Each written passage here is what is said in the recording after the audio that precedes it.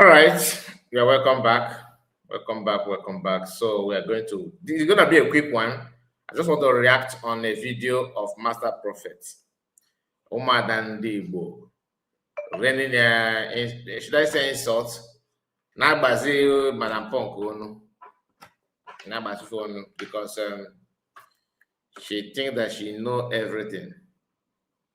So please, if you come across this video, like it, and share it to many platforms of your choice. Very, very important.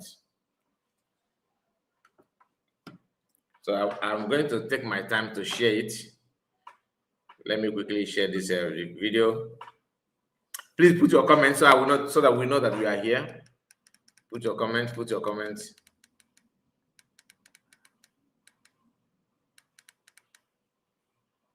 Good morning to you. Good morning. Good morning.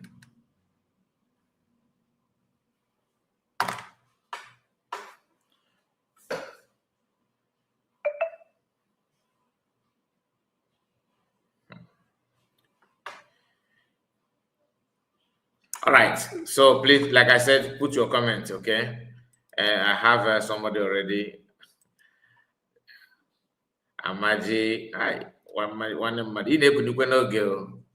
was thinking that it's too early for you. Keki man. Amaji, Keki man. Keki man. I hope all is well with you. Please like the video and share it to many platforms of your choice. We are here to react on a video of this person. Just a moment. I'm trying to get this done. Okay. A video of Master Prophet. Master Prophet, you know, he reacted on the video of Umadi Igbo. If Umadi Igbo. So that is why we are here. We are here to react on that. So like I said, I'm not going to waste much time. I'm trying to share the video, but I made a mistake and click on the other of my account. Okay, Amaji, you are the first to make a comment. Like I said, you're the only one actually. We hardly stream here alone, so we are just doing that this morning because I want to know how it will be through this. Yeah, let me.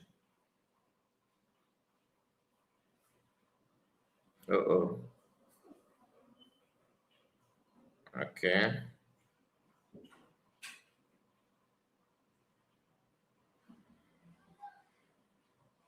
Okay, let's go there. While playing this, let me just I will be sharing it while we listen to this because I don't want to waste much time. Man, here I know summer, so maybe I'm not in the heat. Everywhere is so hot. Don't forget to like the video, please. Because I can play here this voice recording because I like phone. I live with phone. Only na nwanne ya kwuje ịchụ nta. Ahapụ ụkwụ nta. Hapụ anụ na-agbazi ụkpa nwanne ha. Akwa no for 2 years, over 2 years. Na-achọrị Simon Ekpa, na-achọrị Simon Ekpa, na-achọrị Simon Ekpa, na-achọrị Simon Ekpa, na-achọrị Nele Ofegbu, Dr. Nele Ofegbu, na-achọrị ụmụanyị highway. But o nwere onye nọ n'akụkụ na-akụrụ ha ogele na-egburu ha ọja. Onye ọbụla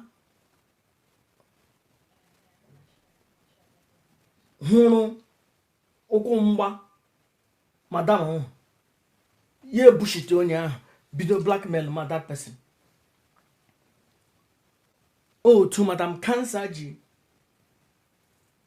bushite Simon Ekpa mgbe Simon Ekpa hụrụ ihe megene na ha chọrọ iyuzi ya, ha ebidozie kọtọwa Simon Ekpa. Mgbe ha hụrụ na Nele Ofegbu in the beginning cancer na Nele Ofegbu na-arụ ọrụ, Nele Ofegbu ha ụmụanyị ha wee chọrọ ịtụrụ ya ego ama ma ha nyere eme enye ha anụkwa mgbe Simon Ekpa ha chọrọ inye ego ama mma enyere ha enye ha ahụkwara mgbe Madam Heda ha chọrọ inye ego ama mma enyere ha enye ha ana m ekwu ke m na-adịghị sure of maka ihe anyị na-eme ihe mmụọ. But I may play this voice recording because Granny briefly.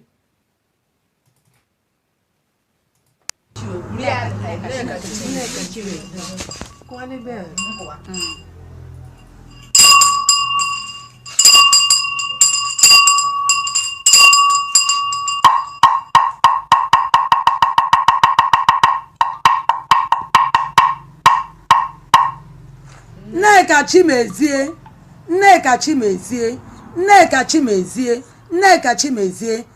Anyị ụmụada ala Igbo bịara wetara gozi a. Anyị ji osisi kpọrọ nkụ ji nke dị ndụ bịa si biko ka ị hapụrụ anyị onye ndu anyị. Ma ọ dị gị mma, ọ dị anyị mma. Biko ka ị hapụrụ anyị onye ndu. Anyị ji eke na-akpọ na-ekwu ji orio jikwa afọ ji nkwọ bịa si gị biko na gị hapụrụ anyị onye ndu anyị. Ma ọ dị gị mma, ọ dị anyị mma.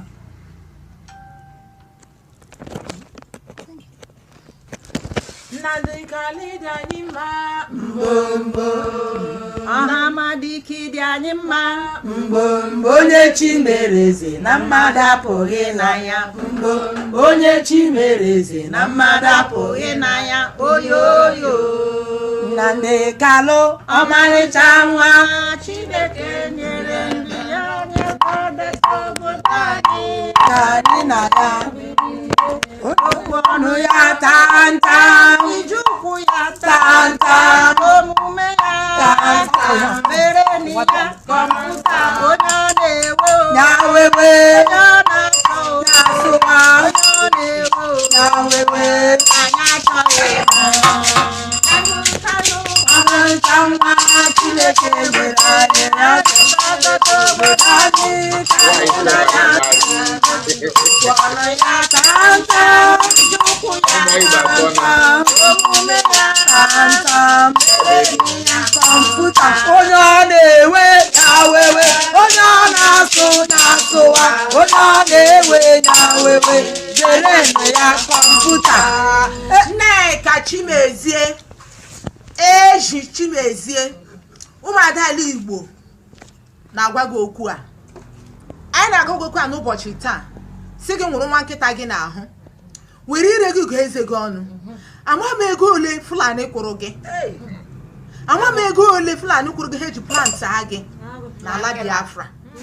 Ama m ego ole politicians kwụrụ gị, ama m ego ole Chinasa Nworu kwụrụ gị ka ị bịa mebie aha onye ndu anyị. Ọwa ime a na-akpa nwa agụ aka n'ọdụ ma ọ dị ndụ ma ọ nwụrụ ma na-akpa nwa agụ aka n'ọdụ. Ọwa ịmaghị ihe edere na Baịbụl okoko na Baịbụl so touch not my anointing and do my prophet no harm. Ọwa ime oyibo ahụ okoko nwaanyị isi bugi bugi gaa na-awụgharị ka nwansa, ịwụrụ gaa n'elu gị ịwụrụ gaa n'ala, achọgharị ndị politicians n'azụ. Hapụ di gị ezuzugharị onye iberibe gaa lekwuru di gị okoko iji ụta na-asụsarị na kọtụ eche ma mmadụ bịara ma na ihe bịarawo ka ị na-amonitọgharị. Ifide na Nnamdi Kanu bụ onye eji egwu egwuregwu, iche na my supreme leader bụ onye eji egwu egwuregwu. Ọ wụ supreme leader, ọ dịghị abụọ, unchangeable abụọ, onye iberibe okoko. Ụmụada ala Igbo si gị gaa lee digo. Nneka chimezie, pig nose, chameleon, Okoko. twat dị ka gị, a nickel poop, empty vessel that makes the most noise, empty. Irubeghị ịkpa aha Nnamdi Israel okwu ka ahụ. Nneka irubeghị. Ụmụada ala Igbo nọ nga na-agwa gị sị gị Eke, Orie, Afọ na Nkwọ ala Igbo ga-abụ gị ọbụ n'aha Nneka ala Igbo ga-abụ gị ọbụ n'aha Chukwu okike aja. Ị gaghị anwụ ọnwụ ọma ebe ị hụrụ ihe ọma sị na ihe ọma adịghị mma. Nneka ihe ọma agaghị abịa n'ụlọ gị. Nneka ị gaghị eri uru ihe ọma.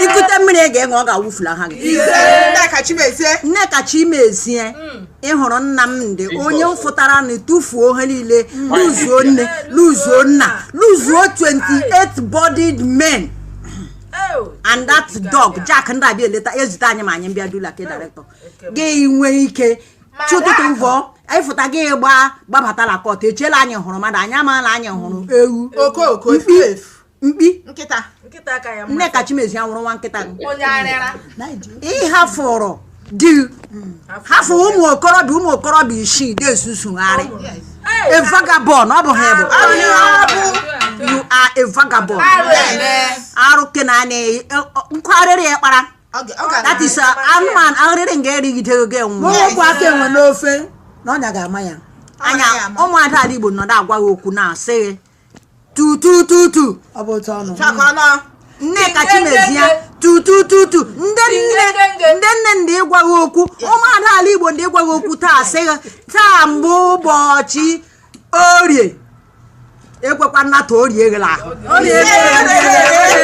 Nneka Chimezie ọ ga-ireghela ahụ n'ihela ebo that is idufedegela mbọ Nnamdị mbọ ụkwụ ka ebefuru ebefụtụ mbọ ụkwụ ya enweghị ebe uduru just because le ị nwere adị ndị nji ego ole na enyere Nneka cheta dị ndị kembụla mgbe ndị eriri eri ndị ebe anọ Nnamdị Kanu gwara we see you eat this money you collect this money but you will not live to enjoy in shame you serve the zoo and come back in shame Nneka onye rere nwanne ya ochela ndị oresịrị nwanne ya nga ekpọ ya mmadụ onye rere nkịta zụta enwe Nneka Chimezie nwụrụ nwa nkịta Nneka Chimezie eji mkpi nwunye ndị Awụsa rara nne gị ebe ugwu Fulani ọ bụghị Awụsa Fulani ahụ gbara nne gị amụta gị ndị politishan na-aragharị gị up and down ejidere gị na gota jide gị na họtel jide gị n'ime ọhịa maka gịnị ego Chineke kpọkwa gị ọkụ ọnwụ kpukwe gị ala kụgbukwe gị Chukwu abịa ma ya kụgbukwe gị onye nyere ọnụ ego iji kpọta Nnamdị Ukwu Kanu ọnụ aha iwu onye Chineke kpọkwa gị ọkụ ala kụgbukwe gị leke lori afọ ị ga-anwụ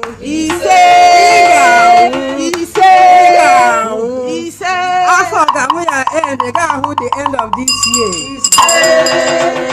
Nneka Chimezie nụrụ olu ụmụada ịlala otu a jiri eji ala ịlala ebe ị na-achọghị kwere onwe gị ugwu cheta na Chineke nyere gị mkpụrụ gị hapụ mkpụrụ gị hapụ di gị na-ezizugharị ihe na-emegbuo gị ọ na-ewute m na mbụ nwaanyị a na-akọ gị ihe anya na-ewute m beta ọ gaghị ewutere m n'ihi adịghị m ka gị erespetịrị m onwe m ireela onwe gị o nwere nke mere day before yesterday ebe ahịa ọgba osisi nwaanyị chu ụmụ 7 hapụ ụmụ ya na-efegharị ka nkịta ọ nọ n'elu họteelụ mgbe ọ na-eme gị enjoyment nwụọ ọ ga-adị ngwa ụtọ n'aha Chukwu okike abịa Nneka Chimezie ụmụada ala Igbo si na ọ gaghị adịrị gị mma na Eke ọ gaghị adịrị gị mma na Orie ọ gaghị adịrị gị mma na Nkwọ ọ gaghị adịrị gị mma na Afọ taa ụmụada ala Igbo si hafụrụ anya onye ndu anyị hafụrụ anya onye ndu anyị onye ndu n'ịga anyị mma onye Chimereze na mmadụ apụghị ịma ya onye Chimereze na mmadụ apụghị ịma ya anyị na-asị gị kwara ngwongwo gị na ndị otu gị ka ha rụọ unu niile gbara tebụl gburugburu nara ego na-esi onye ndị imi ọ gaghị adịrị unu na mma ala agaghị echi unu agaghị adị ndụ ruo ego ahụ anyị nwa bụ ụmụada ala Igbo na-asị na ọ gaghị adịrị unu na mma unu agaghị ahụ ala Biafra ka ha ra na unu kwụrụ bụrụ anyị mana unu bụ ndị na-agbara Fulani ọ gaghị adịrị unu na mma ụmụ ada Biafra sị na ọ ga-adịrị unu otu ahụ ruokwe ụbọchị niile n'ime ndụ unu ma jenereshọn unu niile otu a na ọ ga-adị n'aha Chukwu okike abịa Nneka Chimezie Nneka chimezie adịghị m chọrọ ịjụ mkpi Nneka onye siri gị nyụọla ọbụla ala adị m ịjụ nwa bingo onye siri gị nyụọla ọbụla ala Nneka chere ma Nneka che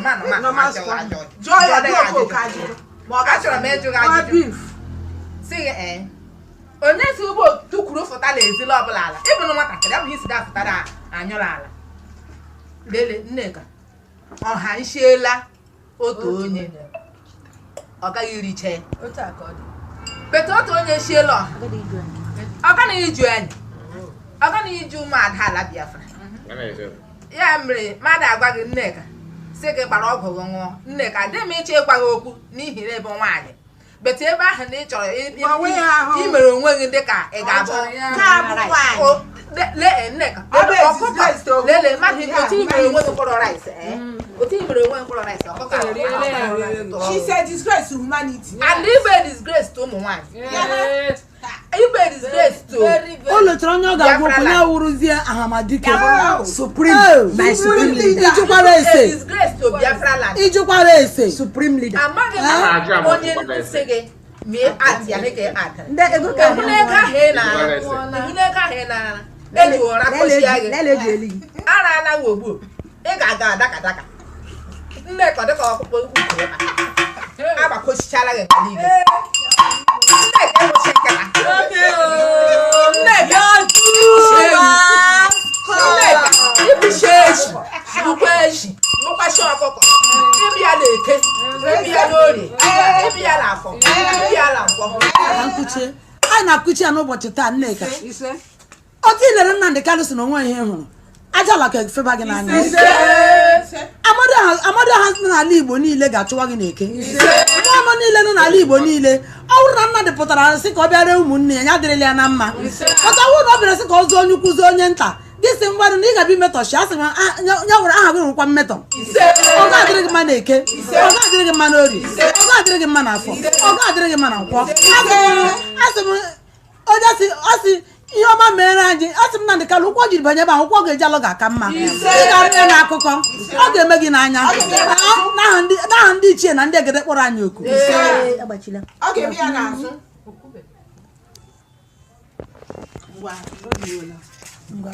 o mewo ya Nnamdị Kanụ emewo ya okwu Biafra rara ndị ọzọ ahụ Nnamdị abịakwuo nụ ya onye hụrụ Nnamdị ya si ya o meela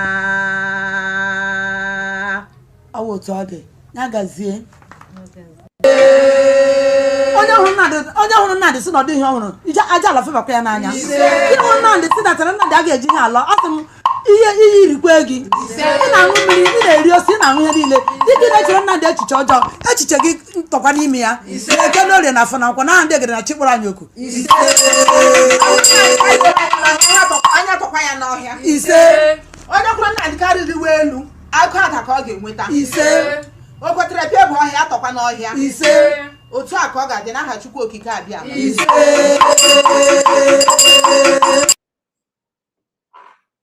ọ dị egwu no be small thing. ndị Igbo ekelene m unu ajọsịrị m hapụ achọ m ime interrupt ihe a ka m nọgechaa ya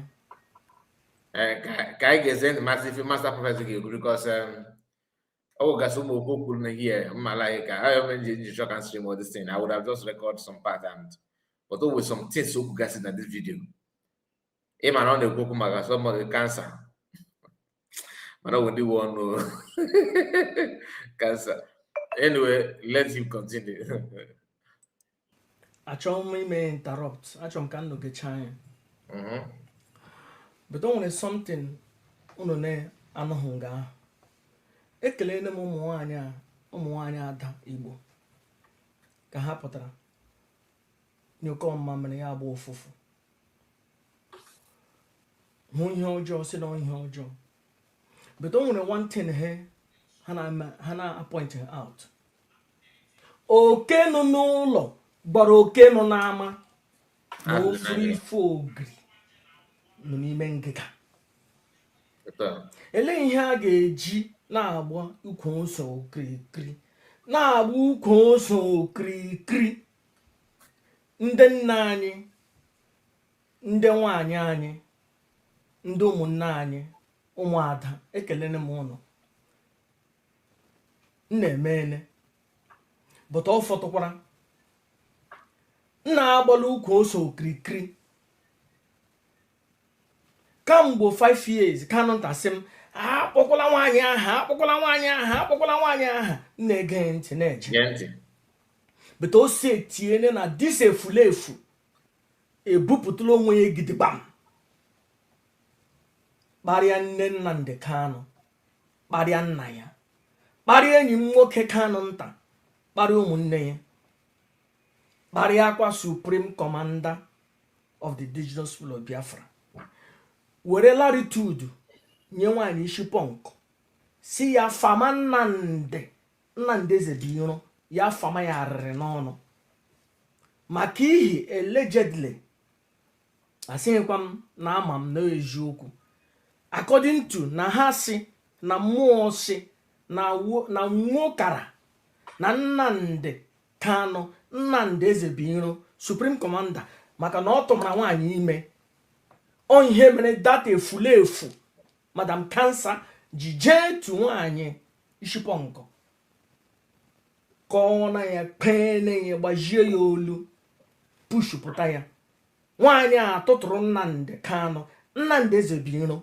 onye ndu Supreme Commander of the Indigenous People of Biafra tụtụrụ ya tụkasịa ya na social media asheri ihe nwaanyị efulefu uhu isi kansa nke ya na nwaanyị isi pọnkụ nọ nga eje strength no Chikedozie m. So sorry. Ina and a picture never. If you look very well, you get more in this picture. Together with a pineapple haircut woman. Or you call a cancer. Which is Chicago. Push putaya. Nwaanyị a tụtụrụ Nnamdi Kanu, Nnamdi Ezebiro onye ndu Supreme Commander of the Indigenous People of Biafra tụtụrụ ya tụkasịa ya na social media asheri ihe nwaanyị efulefu uhu isi kansa nke ya na nwaanyị isi pọnkụ nọ nga eje strength no Chikedozie m strength no ndị otu Chikedozie m na-achọghị ịkpọ aha strength no Ikenga ashị Thunder gbagbuo nne Nnamdi Ezebiro Nnamdi Kanu onye ndu Supreme Commander of the Indigenous People of Biafra na Thunder gbagbuo nne ha na ezinụlọ Nnamdi Kanu wee bụ ụmụ nwanyị na ụmụ nwanyị ibefa na arụ onwe fa aka n'ike. That useless woman nọchara ihe ndị na-akpọ Ikenga Maazị Ikenga apụkwala na IPOB. That useless bastard nọ ya mgbe asị ọtụ n'ọtụ gbawa nne Nnamdi Ezebiro n'ọtụ gbawa nne Kanu nta n'ọtụ gbawa nne Emmanuel n'ọtụ gbawa nne Nnenna n'ọtụ gbawa nne Divine Mother. That useless efulefu nwaanyị ahụ nọ ya ya sị Maazị Biafran child o setiene na DOS ewepụtala akwụkwọ na ha achụọ na Nnamdi Ezebiro na ha sack ya na Nnamdi Ezebiro na ha achụpụla Nnamdi Kanu na ha achụpụla onye ndu na ha achụpụla Supreme Commander. That useless woman apụtabe rebuke ha ọ dị mma ahụcha nwaanyị mapụ akwa enwezi ihe a na-eche eche. Madam Cancer mapụla akwa enwezi ihe a na-eche eche. Ihe m na-eche na-awụ ka ọ pụta ọzọ bịa meghe ọnụ nshi ya na redio Biafra so onye ajọsoro kpọta England na-erube 15 years echi Nigeria kpọta ya England amụghị ya na England ajọsoro kpọbata ya na England ya na-asụ ụsụ karịa ndị amụrụ na England. I am a life transformative coach. I'm a life transformative. You will life transformative coach. Nnamdi Kanu, Nnamdi Ezebiro could not have a rest in his home ya na-amagharị ka oke ọkpa. Nnamdi Ezebiro anụghị n'ụlọ ya tọrọ ọjị ya na-amagharị ka oke nkịta daga ya ama n'ọnya. Ewu life transformative coach, a transform lihu Nnamdi Kanu, a transform lihu Nnamdi Ezebiro, a transform lihu supreme commander, a transform onye ndu daga ya ama n'ọnya. Gị na-apụta na-agba anyị na-ewe life transformative coach. Whereas oke gị na gị n'aka ịhapụla ya nyụọ. Ndị Igbo, eziokwu nna agbawula okwu ose okirikiri ya wụrụ na mbụ that useless woman na-apụtabe fully. Akwa nnu hụrụ years ago nna arụtụ aka na enwere oke nọ n'ụlọ gburu oke nọ n'ama, na o nwere oke nọ n'ụlọ gburu oke nọ n'ama, na ọ sị nga nwata na-ebe akwa na-atụ aka. Hey! Chileka lefuole ma nne ya anọghị ya, nna ya anọ ya. Chileka lefuole na mmadụ were na ego eje ahịa zụrụ ngwugwu ụgba, tọọ ngwugwu ụgba, ọwụwa ụgba na ya n'ime ya hụrụ agwọ. Chileka lefuole na mmadụ were na ego eje lụrụ nwaanyị awụrụzi onye ga-achụpụ ya na organization ohi mere. Madam Cancer ịchụpụla Nnamdi Kanu na IPOB, ịchụpụla Nnamdi Kanu na DOS, then ele ọzọ onye ọzọ ị ga-eme appoint ka ọ wụrụ onye ndu ndị DOS. Nna agbawuru kwụsị na igbu ukwu nsọ okirikiri. Nna eblem na Madam Ishi Punk. Onye dine Madam Ishi Punk, onye dine ya ọ ya gara hie ya je n'ukwu gbaa ya ume. On appetizer if things now mature somehow, because I remember that I talked about this thing. I'm not saying you should not blame pineapple haircut woman. No. The genesis of all this ashery, all this insult, start from her. There's no two ways about it. Master Mekano don't normally wear boxer. Master Mekano it started from inside. There's no two ways about it. But people are still people are kind of trying to. I don't want to talk about this. I used to say that too. I'm not gonna lie to you. I don't. Each time I could remember when people we come to my platform and begin to talk about her, and I will tell you, I will be like, no, don't go there. But what are we saying here? What are we saying here? It is very, very clear that she's fully out. Fully out. It is very, very difficult to ignore. I'm not going to lie to you. Very difficult. One of the most difficult things to do is to ignore that. Is ignore this fact. Master Prophet is an insider better than more than many of us. So if he couldn't hold it anymore, then who am I? You know what I mean? Here Januko, why you Please, oh yeah, Madam Ish, this Winnie Mandela, this Delilah, why who cancer? They are working the one. Biafran spiritually there in 2015 and said, you are cancer to Nnamdi Kanu, Nnamdi Ezebiro, Supreme Commander of the Indigenous People. You are a cancer, and you are a cancer to IPOB. I go sit here. Nwanyi na-eyi ige ojuofo aja n'ukwu. Na-aghọ ojuofo ka mgbọ. Na-aghọ ya ka mgbọ. Na-aghọ ya ka mgbọ. Chileke alefuone. Onye ọbụla wụ onye iro Nnamdi Ezebiro. Ọ kwụrụ gidigbam. Which is not supposed to be. Mgbo Simon Ikpa grekwe na ntị o wee enyi m nwoke. Ọ ya ka na-eme mmiri ma ṅụrụ. Platform m nwere na ọ maka ihe Simon Ikpa ka m ji nwee ihe. Ma ọ dị gị mma ma ọ dị gị mma ka ha agbasahụ m. Ana m agba ka otele maka Simon Ikpa wee enyi m. Enyi they are working the one of the Biafran people. Asị m ya dịrị Simon Ikpa na mma. Simon Ikpa ka na-eme mmiri ma ṅụrụ.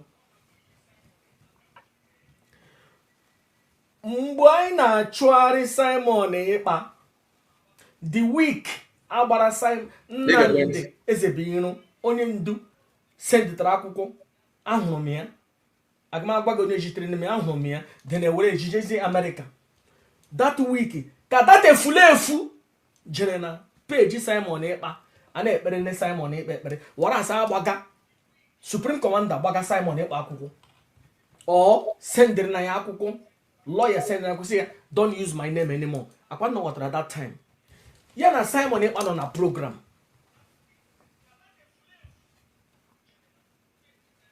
o si etinye mgbe Simon Ekpa hụziri na ọga ha Ojiofo wụ ọga ha onye ewu madam ha mgbe Ojiofo na-erizi Simon Ekpa ụgbakọrọtele na-egbu Simon Ekpa mma mmiri Simon Ekpa aghọtazie na na enyi m a nụtụ nụ ya bịa gwa ya bi ya nụ bi eje gwa Nnamdi Kanu si tarịsa na-enwe gịda ga-agba ọzọ na-enwe Simon Ekpa si ya kpọrọ nkịta gị rara m ịṅụ gị achọzighị m gị nwaanyị afụrụ isi n'ala si why must you insult Ojiofo nsogbu ya na nsogbu ya na Simon Ekpa why must I am not aware of this one though, you see.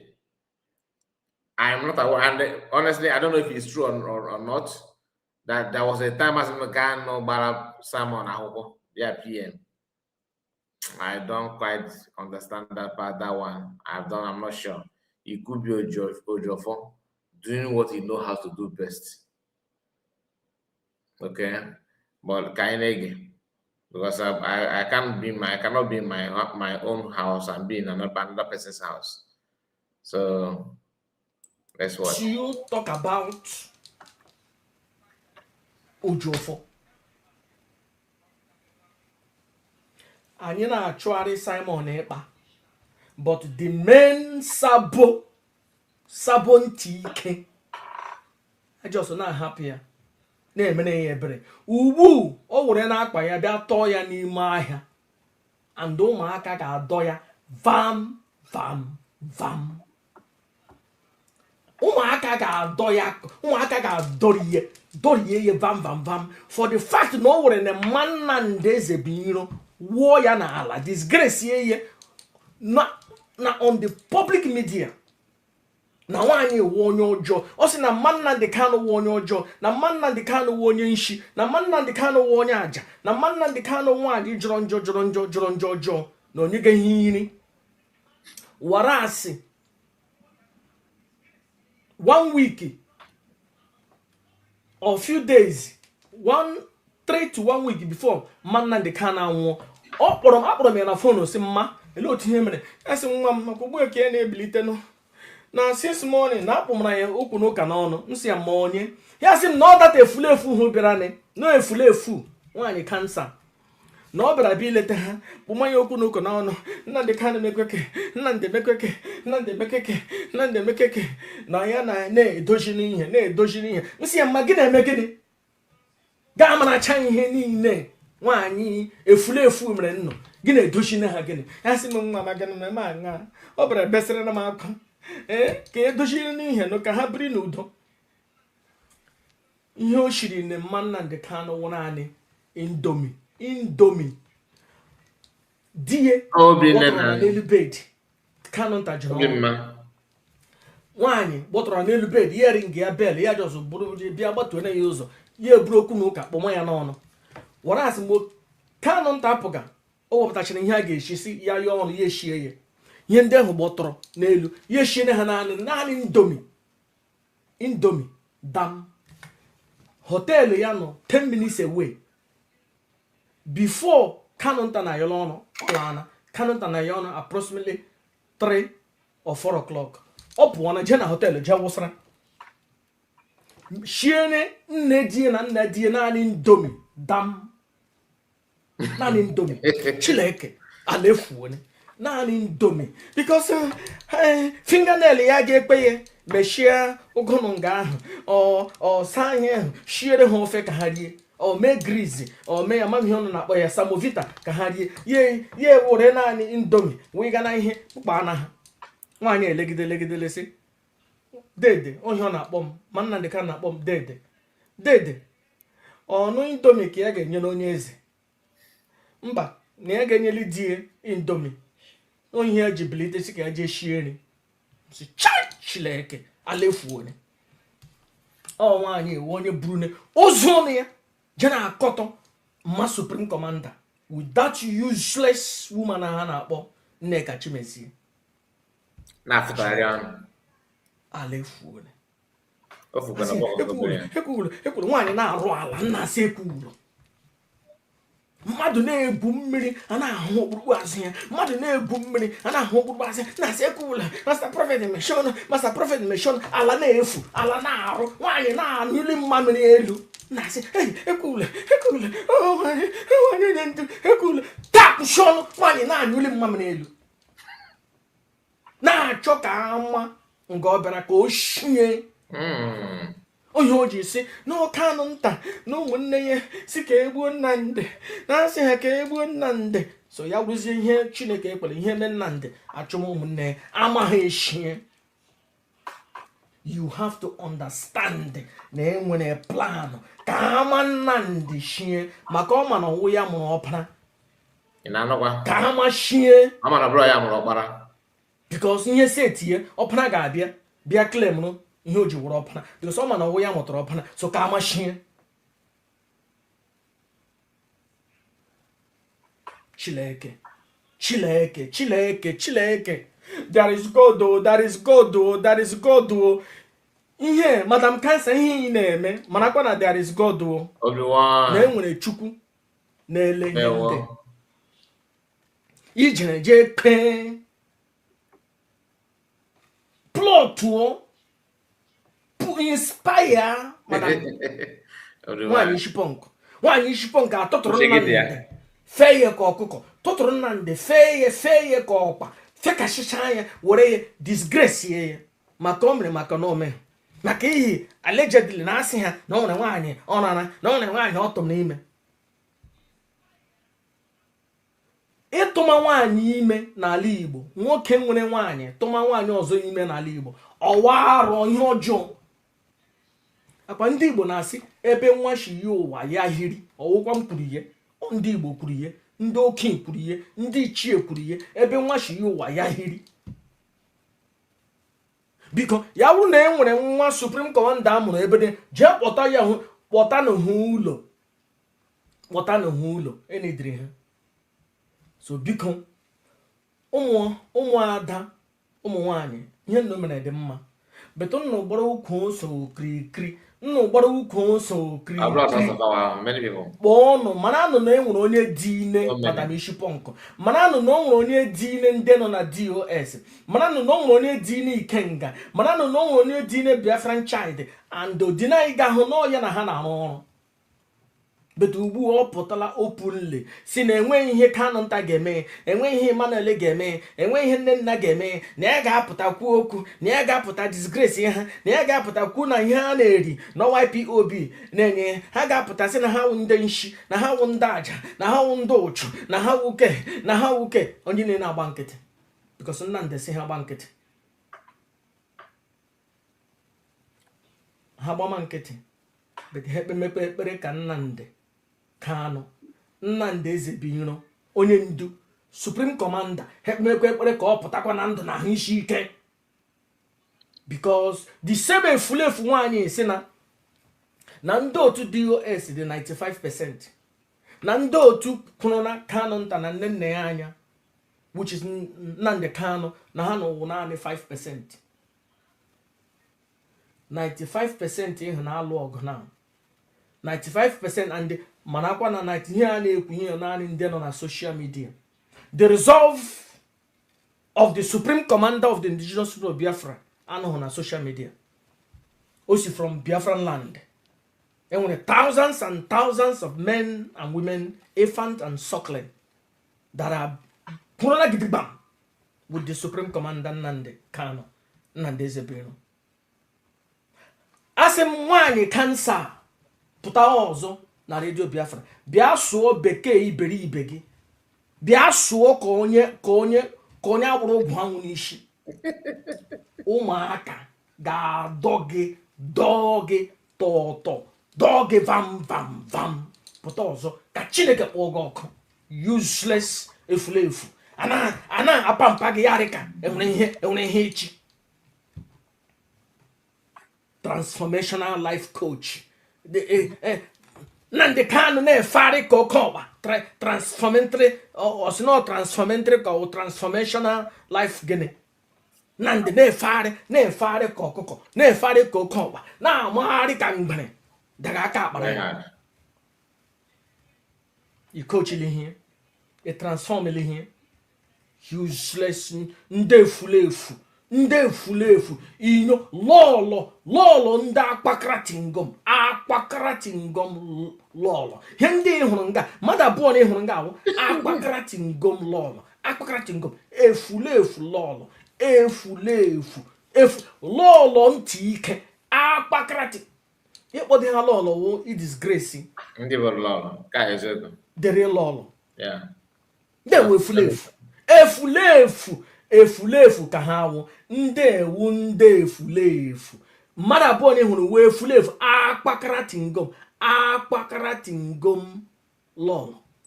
All right, I just want you to hear everything, so I'm gonna end it here.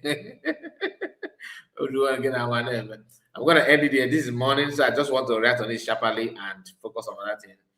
We are going to come back later in the evening, 7 p.m. hopefully to welcome my anode. So please make sure you like the video and subscribe to the channel. Subscribe here, okay? This is our backup channel in case if you are not follow us here.